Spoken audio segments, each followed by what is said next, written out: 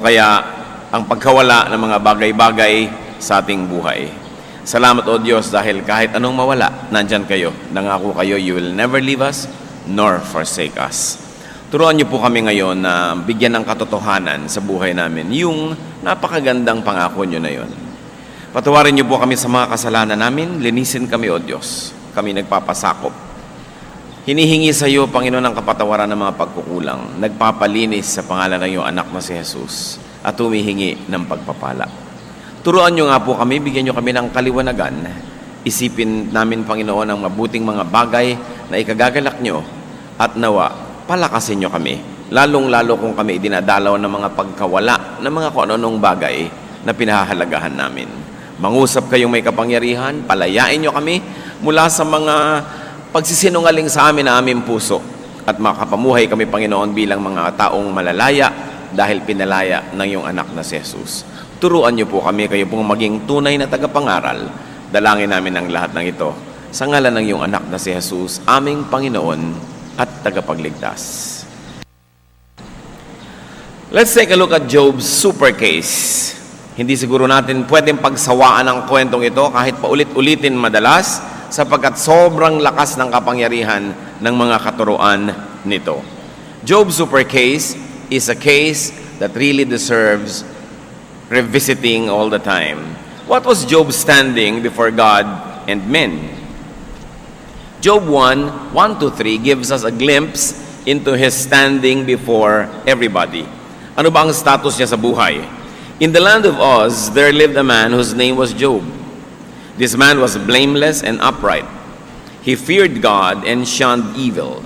He had 7 sons and 3 daughters, and he owned 7,000 sheep, 3,000 camels, 500 yoke of oxen, and 500 donkeys. He had a large number of servants. He was the greatest man among all the people in the east. So he was a very godly man.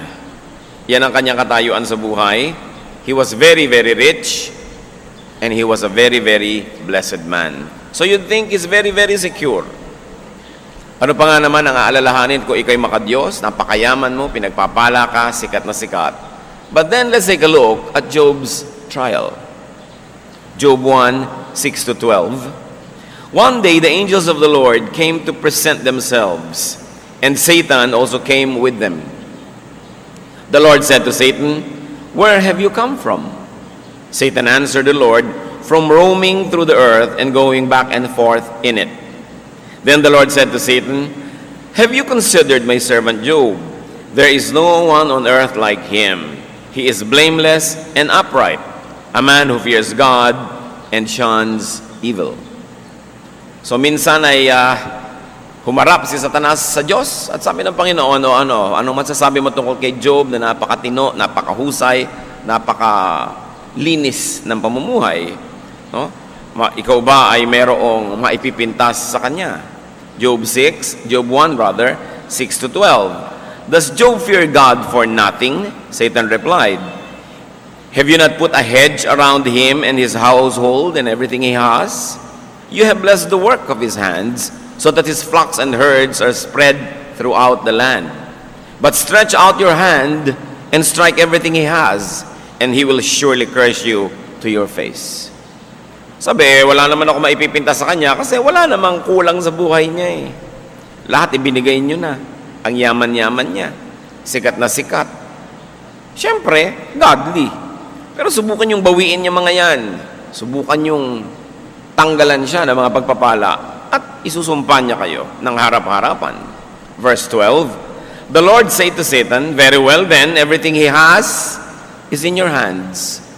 But on the man himself, do not lay a finger." So ang sabi ng Panginoon, sige, pinapayagan kita na ilagay sa pagsubok si Job. Lahat ng ari-arian niya na galing sa akin, pwede mong galawin. Huwag na huwag mo lang gagalawin yung katawan niya. Puwera siya. Lahat lang nasa labas ng katawan niya, siya hindi. So this very godly man was going to have a very, very difficult life.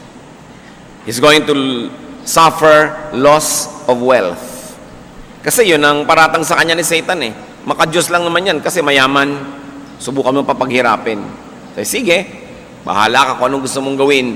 Huwag mo lang siyang gagalawin, puwera ang katawan. So let's take a look at Job's great loss. He lost wealth. He lost things. Kayamanan, mga bagay-bagay. Paano nangyari yon? Napakasakit, Kuya Eddie. Job 1:13-15. One day when Job's sons and daughters were feasting and drinking wine at the oldest brother's house, a messenger came to Job and said, "The oxen were plowing and the donkeys were grazing nearby, and the Sabaeans attacked and carried them off. They put the servants to the sword, and I'm the only one who has escaped to tell you." So anong unang nawala kay Job? Mga katulong, mga alipin na noong unang panahon, binibilang na kayamanan. Wealth. He also lost oxen and donkeys. Ang kanyang mga alagang hayop na napakaraming nagpapayaman sa kanya, ninakaw ng mga bandido. So this terrible thing was caused by men. Mga tao ang dinaanan ng dilubyong ito, sila ang lumikha. Para bang bumagsak na ang langit kay Job, pero hindi pa yun sapat. Job 1:16. While he was still speaking, another messenger came and said, "The fire of God fell from the sky and burned up the sheep and the servants, and I am the only one who has escaped to tell you." Kung sa gawin doon ay ninakaw ang kanyang mga hayop at pinatay ang mga katulong, sa banda naman dito ay umulan ng apoy mula sa langit, natupok ang mga natitirang mga hayop doon at ang mga katulong na nag-aalaga ng mga hayop na yon. So there was another great loss of servants and sheep. They were burned up. This time not attributed to men by the witness, but he said, "Fire from heaven." Hindi na galing sa tao, galing na sa taas. It was not man-made. Pwede ka kasing mawalan galing sa tao, pwede kang mawalan galing sa taas. Job 1:17, parang hindi pa kasya ang mga problema na yon in one day. While he was still speaking, another messenger came and said, "The Chaldeans formed 3 raiding parties and swept down on your camels and carried them off. They put the servants to the sword, and I am the only one who has escaped to tell you." So far, sa dami-dami mga katulong ni Job, 3 lang ang natira at lahat sila'y dumating na may masamang balita. Malungkot na balita. Sinalakay naman sila ng iba na namang grupo, ninakaw ang mga kamelyo na kayamanan din. Nung araw, yung mga kamelyo parang kotse yan ngayon. Yung mga kamelyo, pan-transport, kayamanan. Sabi, ako lang po ang natira para maibalita ito sa inyo. There was another great loss of servants and camels. Hindi lang dumating ang problema kay Job, sapin-sapin, patong-patong. No? What was Job's reaction and attitude that showed his character? Siyempre, pag may dumadating sa atin, lumalabas ang tunay nating pagkatao. Job 1:20-22. At this Job got up and tore his robe and shaved his head. Then he fell to the ground in worship and said, "Naked I came from my mother's womb, and naked I will depart. The Lord gave, and the Lord has taken away. May the name of the Lord be praised." In all this, Job did not sin by charging God with wrongdoing.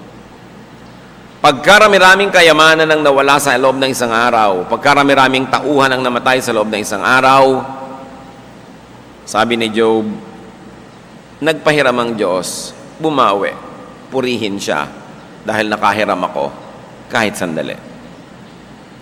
At sinabi sa Biblia, sa lahat ng yan, hindi siya nagkasala. Di niya sinisi ang Diyos.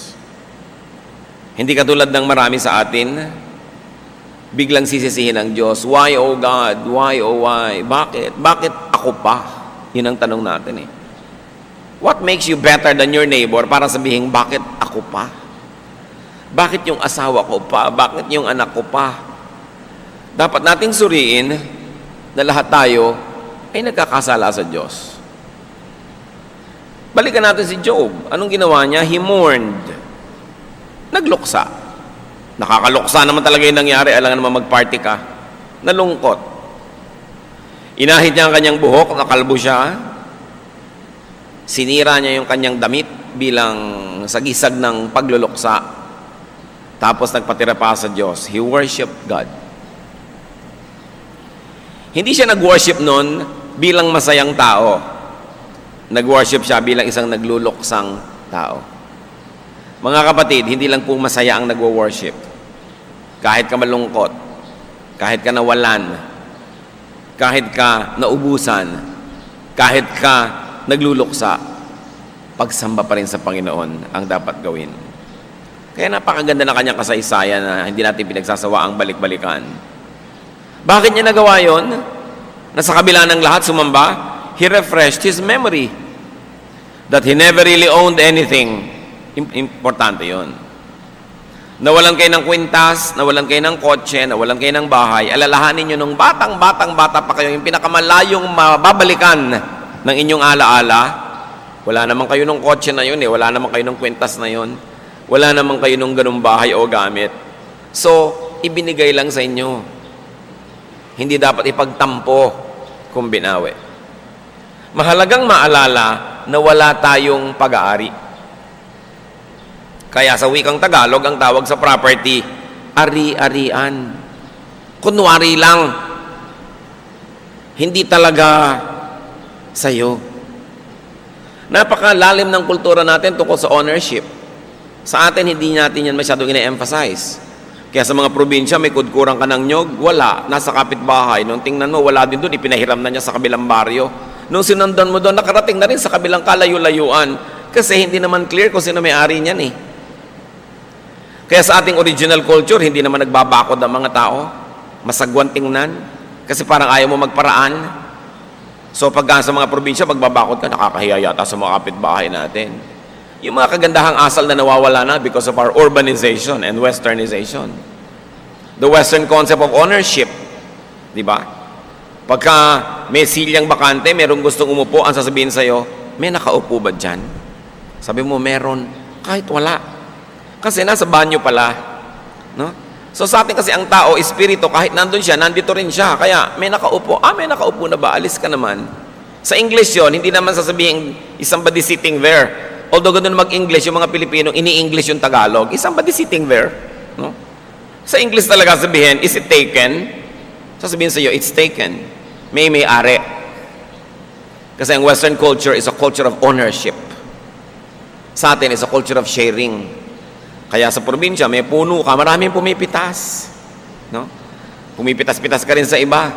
Ngayon, nadala na natin yan hanggang sa modern time na yung sweldo nung nag-Saudi na kapitbahay mo, gusto mo rin pumitas.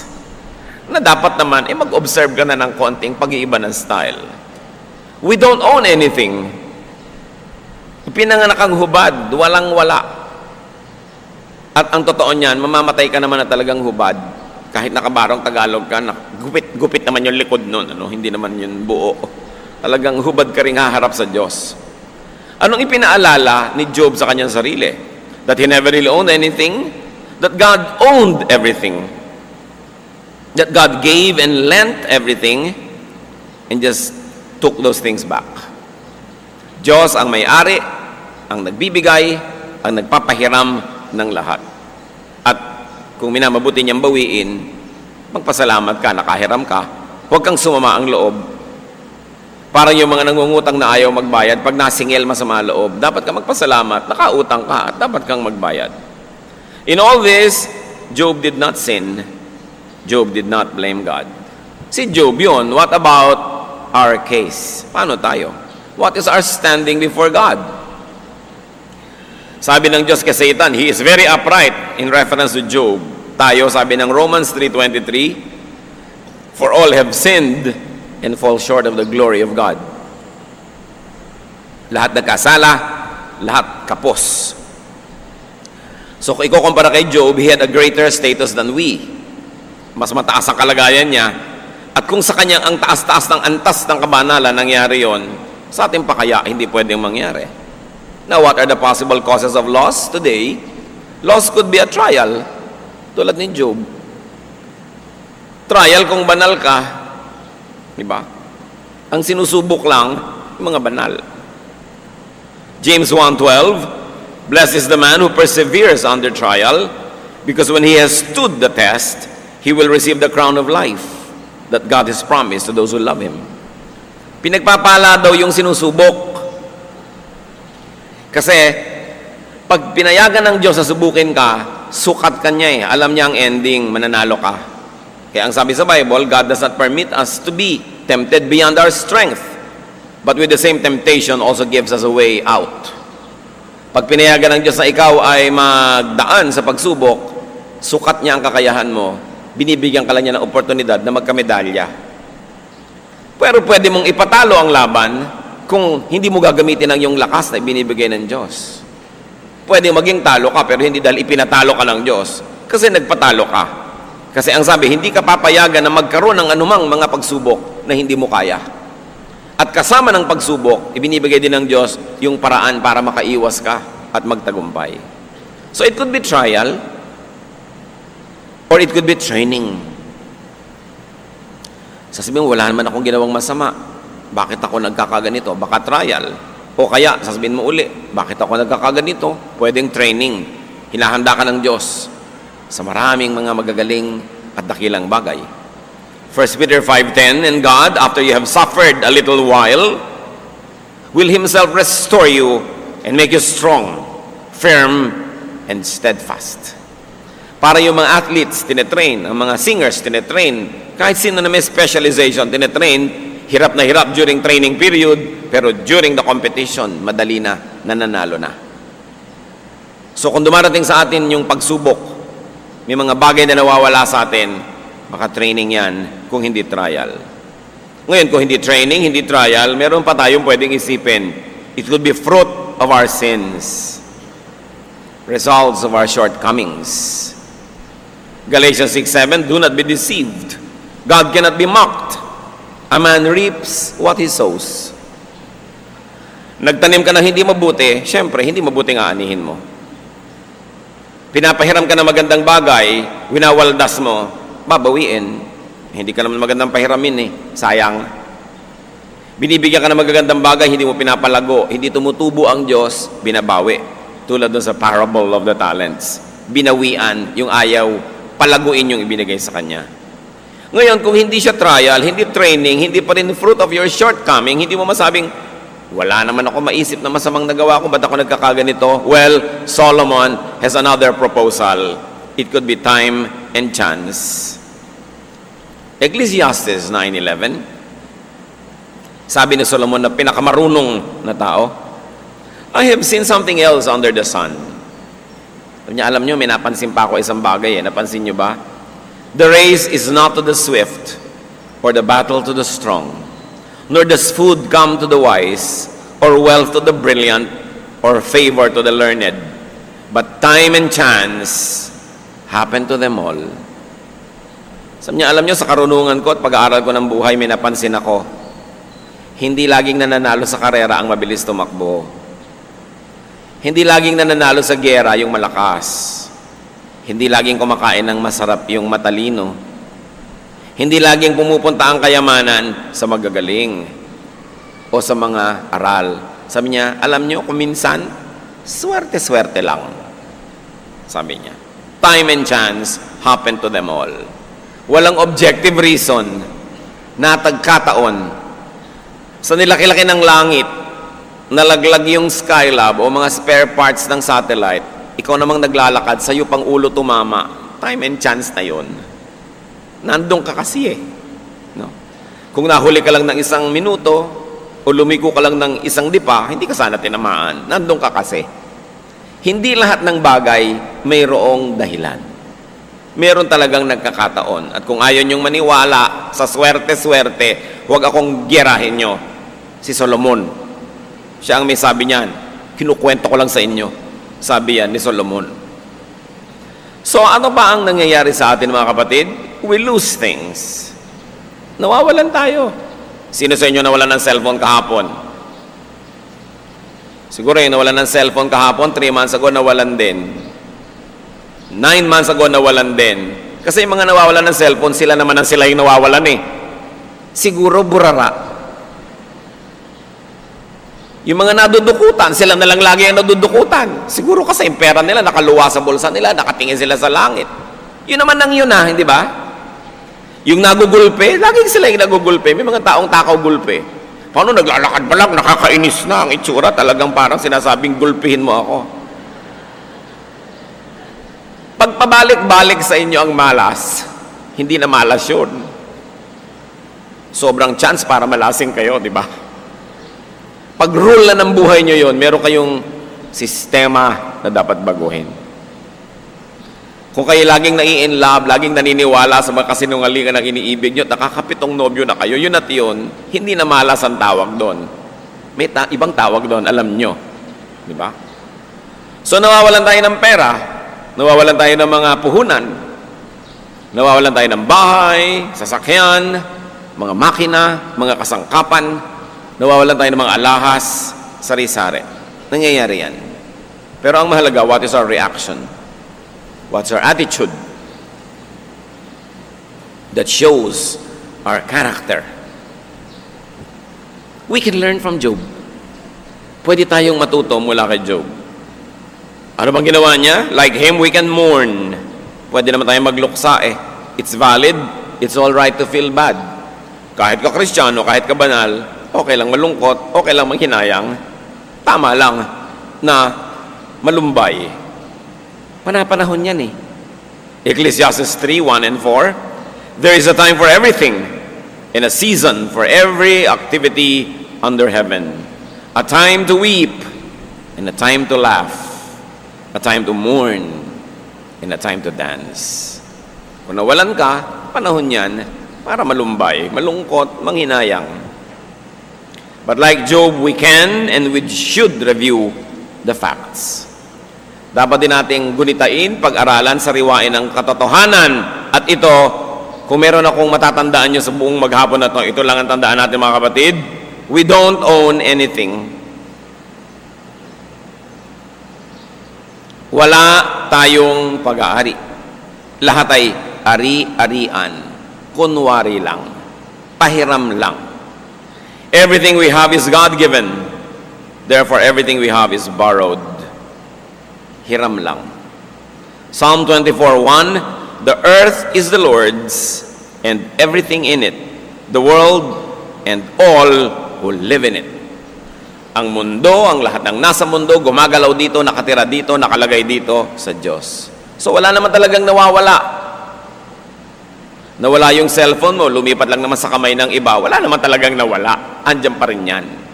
Diba? At wala ka namang nabibili. Mayroong isang magandang halaman sa Bulacan Garden, binayaran mo na ang mahal-mahal, dinala mo sa bahay mo para doon lang malanta. Diba? So ano nangyayari? Wala namang nawala sa planeta, mula doon lumipat lang sa'yo. Nagpapalipat-lipat lang. But nothing is lost or gained in this world.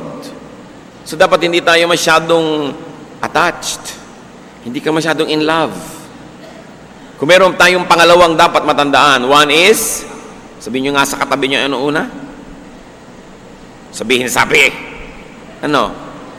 You don't own anything. Number 2, you cannot lose anything you never owned in the first place. Yun lang, pwede na kayo umuwi. Yun na yung mensahe. Wala tayong pag-aari, therefore, walang pwedeng mawala sa atin. Kasi paano mawawala sa'yo yung hindi naman sa'yo?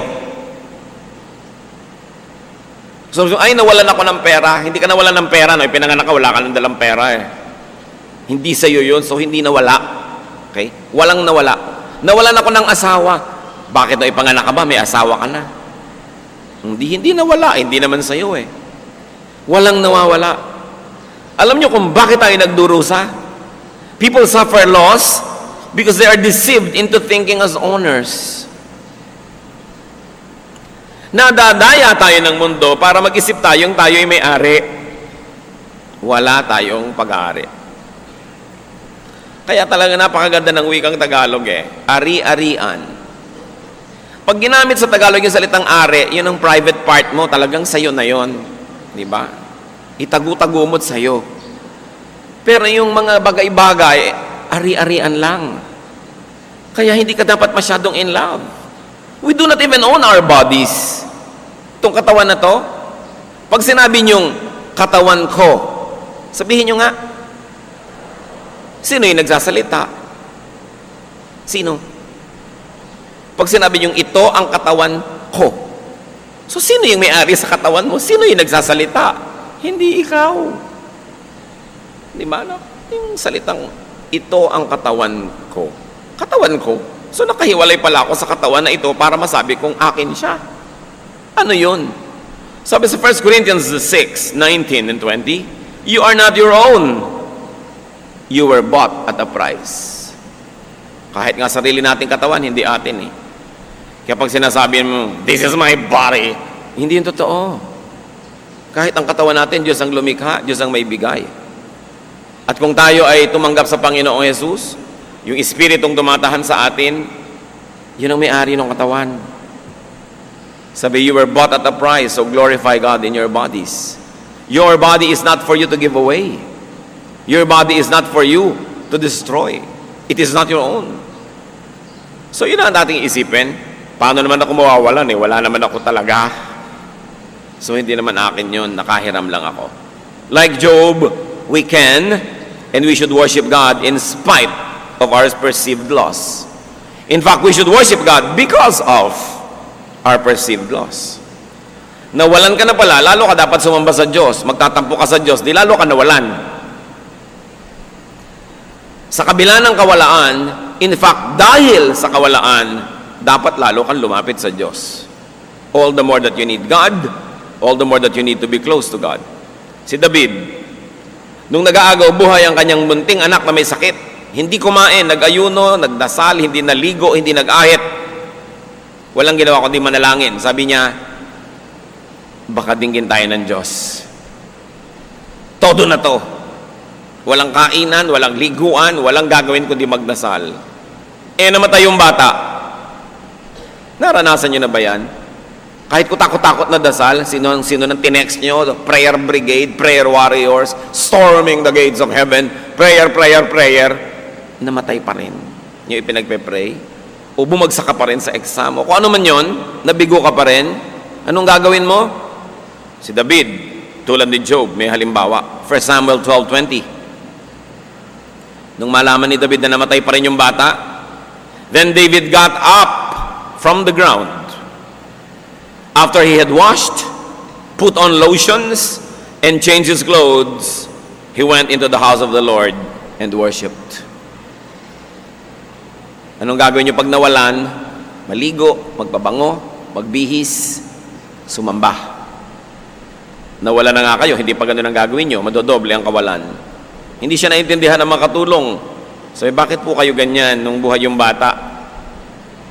Ang lungkot nyo. Ngayong namatay, mukhang sumaya pa kayo. Hindi ako sumaya, sabi niya.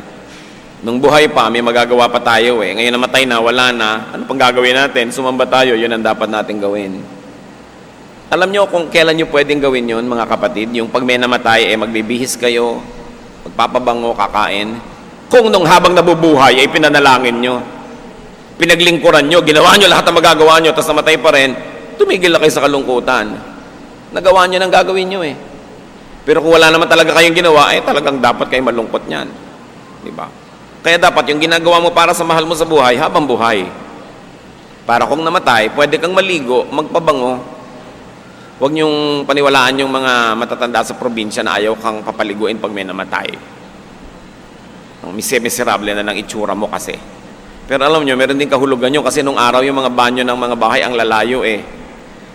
Tapos ang daming naglalamay, balot ka ng tuwalya, dadaan ka, excuse me, para ka lang maligo doon sa batalan, nakita ka na ng lahat ng naglalamay, kaya ka hindi pinapapaligo. Ngayon naman, may private banyo ka, pwede nang ibahin ang tradisyon. Ang atin po mga tinatawag ng mga pamahiin, may practical use lahat yan. Yung sabihin, ay huwag kang luluha doon sa namatay, bla bla bla. Kung ano-ano lang yun, pero ang ibig sabihin lang, take control of yourself. Ganun lang. Very, very practical. Yung, huwag kayong magwawalis dahil may patay. Kasi nga naman, hirap na hirap ka na, ang lungkot-lungkot mo na, ang dami-daming tao, dumudumi yung bahay, tapos ine-expect ka pa, linis ng linis. Doble hirap naman. Kaya tinotolerate ka na huwag maglinis, umiimbento ng mga bawal maglinis. Actually, ang tatalino ng mga tinatawag yung pamahiin, laging may practical use. But when the use no longer exists, then you can change the ways. So, itong si Job, namatay lahat ng katulong, Namatay ang mga anak, at hindi pa yun ang topic natin. Sa second service pa yun, yung mga anak. Ngayon, kayamanan pa lang. Okay? Nawala ang lahat-lahat. Alam niyo, sabi ng kanyang asawa sa Job 2:9-10, his wife said to him, "Are you still holding on to your integrity? Curse God and die." Bihira namang asawa to, kaya pala hindi kasama sa kinuha ni Satanas. Kakampi. Sabi, ano ka ba? Namewang yung asawa. Worship ka pa ng worship dyan eh. Hirap na nga tayo dito.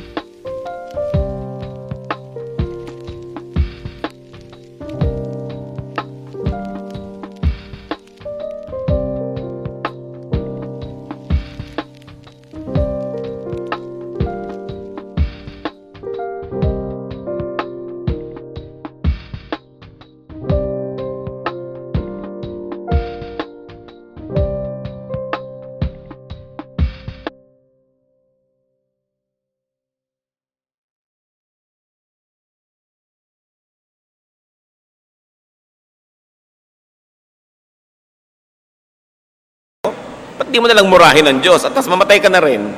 Kaya itinira ni Satanas, kakampi sa pagpaparusa kay Job. Verse 10, he replied, "You are talking like a foolish woman. Shall we accept good from God and not trouble?" O nga naman. Kung pambira ka, di ka magpakatalino, pipiliin lang ba natin na tatanggapin natin sa Diyos?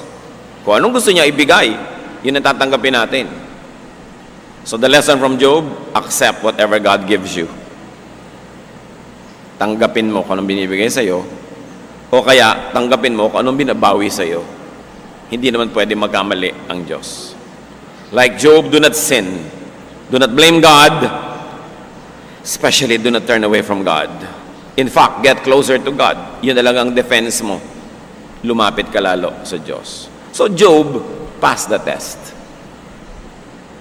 At dahil in flying colors, he passed the test, Job 42:12 tells us, the Lord blessed the latter part of Job's life more than the first. Sa makatuwid, kung gaano karaming kayamanan ni Job nung una, bago nalipol, dinoble pa ng Diyos.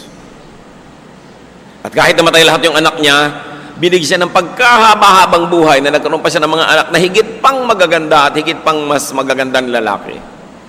Job 42:16-17. After this, Job lived 140 years. He saw his children and their children to the 4th generation, and so he died old and full of years. Hindi siya 140 years old, mga kapatid, ha? After everything happened, he lived an additional 140 years. Gusto nyo yun? Naku, mahihirapan ang mga dermatologist sa inyo niyan. Pero, pwede. Kasi, walang imposible sa Diyos.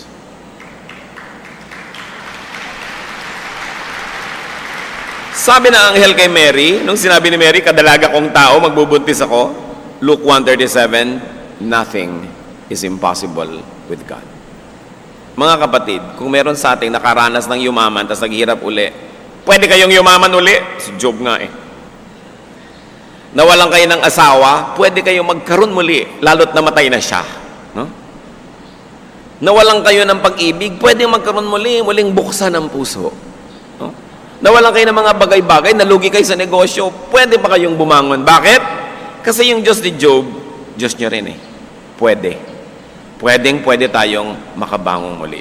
Ang ganda ng kasaysayan. When facing and suffering loss, do a Job. Trust God. Magtiwala. Pag nawawala na kayo ng mga bagay-bagay, nawawala na kayo ng mga tao sa paligid, tiyakin yung hindi kayo mawawala ng pananalig. Kasi yun na lang ang natitira nating yaman at pag-asa. Proverbs 3:5, trust in the Lord with all your heart and lean not on your own understanding. Huwag kang magtiwala sa sarili mong dunong, sa sarili mong karanasan, sa sarili mong logic. Sometimes, hindi logical sa ating standard ang ginagawa ng Diyos. Sabi niya, lagi kang magtiwala and entrust yourself to God. Nawawalan ka na nga, kanino pa ipagtitiwala ang sarili mo? Dapat sa Diyos. Hindi kung kanino. Jeremiah 29:11, sabi ng Diyos, for I know the plans I have for you, declares the Lord. Plans to prosper you and not to harm you. Plans to give you hope and a future. Pwede nating angkinin ng pangako na ito. Sabi ng Diyos, may plano ako sa iyo. At hindi masama ang plano ko para sa iyo. Ang plano ko, payamanin ka, hindi ka saktan, bigyan ka ng pag-asa, isang magandang kinabukasan. May plano ang Diyos. Dapat tayong magtiwala at dapat tayong sumunod. At kung tayo nawalan, on a practical level, do what you can to regain lost things. Kumilos ka uli. Nalugi ka pala, mamuhunan ka uli, kahit konti-konti na naman. Siguradong may natutunan ka na sa nakaraan mong pagkalugi, better ka na ngayon. Dapat magtrabaho uli, sikapin muli. Nasaktan ang puso mo, pagalingin mo, tapos magmahal ka uli. Kailangan, handa ka na bawiin ang mga nawala. Proverbs 14:23, all hard work brings a profit. Pag nagsisikap, meron kang pakinabang. Sabi ng matatanda, pag may tiyaga ay nilaga. Pag may isinuksok, may nabubunot. Alam nyo kasi yung teorya na yun noon, ang mga bubong nung araw nipa, sapin-sapin na ganon. Pag nagluluto ka, halos abutin mo yung bubong mo. Abot mo. So pag may pera ka, isinuksok mo doon, sabi niya, may mabubunot ka. Pag may tinago ka, meron kang ilalabas sa pangangailangan. It's very important. Meron pa bang isang dahilan kung ba tayo nawawalan, mga kapatid? Nawawalan tayo para yung kamay natin mawalan ng hawak, para muling maging bukas, para tumanggap ng bagong pagpapala. We lose to find. We lose so that we can be empty enough to receive new blessings. Kaya kung nawalan kayo ng boyfriend, ang lungkot-lungkot nyo, huwag nyo isipin yan. Binibigyan lang kayo ng pagkakataon ng Diyos na maging bakante para dumating yung mas mahusay. At pag dumating na yung mas mahusay, pupunta ka kay X. Sabihin mo kay X, "Thank you very much that you were such a monster. Kung hindi sana ako natauhan at hindi ako magkakaroon ngayon itong Mr. Right." Idalangin nyo pagka kayo nawala ng ganon, lalo't inapi-api kayo, kinawawa-kawawa kayo, pasalamat kayo't nawala. Ngayon, bakante kayo para tumanggap ng bagong pagpapala. Kaya lang, huwag naman yung pag nakita nyo si X, nakayuko kayo sa lupa dahil yung bago nyo ngayon, worse. Para ka naman hindi natutunon. No, kailangan sasabihin mong, "Thank you so much, it did not work." No? Salamat na lang hindi siya nag-work kasi kung nag-work yun, hindi ko makikita tong isang to. Live in that hope. Because as they say, when God closes a door, He opens a gate. Hayaan nyo magsara ang Diyos. Alam niya ang ginagawa niya. Meron siyang ibang bubuksan kung ikaw ay anak niya at ikaw ay nananalig, sumusunod. Even if Job's happy ending doesn't happen exactly to you, be exactly like Job in sticking closely to God. Gayahin natin si Job. Kahit yung ending, hindi ganun. Kahit hindi ka mabuhay ng plus 140 years. Kahit ano pang maging wakas niyan, tularan natin siya, hindi siya bumitaw sa Diyos. Isaiah 40:31, "But those who hope in the Lord will renew their strength." Nangihina na pala kayo, ang gawin, hope in the Lord. Babalik ang lakas. So they soar on wings like eagles. They run and will not grow weary. They will walk and not be faint. In other words, you will go beyond the ordinary. So what's your antidote to pain due to loss? Kanina pa natin pinapaulit-ulit, ano ba talaga ang pangontra sa hirap ng loob pag nawawalan? Do not be attached to things. Do not be attached. Kung nandyan, salamat. Kung wala, salamat pa rin. 1 John 2:15-17, "Do not love the world or anything in the world. The world and its desires pass away, but the man who does the will of God lives forever." So what have you lost? What do you fear losing? May tanong ako, huwag muna kayo magsara ng mga notes nyo. Ano kinakatakot nyo mawala, kapatid? Usually, yumaman ka na, ang number one mong fear, maghirap muli. Usually, nakakita ka ng, "Wow, jackpot, ako sa papa ko ngayon." Takot na takot ka nang mawala yan. Nakarating ka na sa isang level ng pamumuhay na ang taas, ang takot mo bumaba uli yun. Alam nyo yung dapat gawin kung natatakot tayong ganon, mga kapatid? Practice. Mag-practice kayo na mawalan. Para kung sakaling dumating, huwag naman, medyo sanay kayo. Halimbawa, marami kayong sasakyan, 30 taon na kayo hindi nakakapag-bus. Paminsan-minsan mag-bus kayo. Ang dami-dami yung pera, nabibili nyo lahat ang kakainin nyo. Paminsan-minsan, sasabihin nyo sa inyong bahay, "Today we're going to live on a wage earner's budget." Sa 3 araw, kakain tayo ng kinakain ng mga minimum wage earners. Practice. Sanay kayo lagi naka-aircon. O ngayon, mga 2 araw wala tayong aircon. Mag-practice. Kung dumating man, medyo may rehearsal ka. Hindi masyadong shocker. At kung hindi dumating, na sana'y wag, nadama mo muli kung paano mahirapan. At kung ganon, bumubukas ang iyong puso sa mga nakapaligid sa iyong nandun pa sa hirap.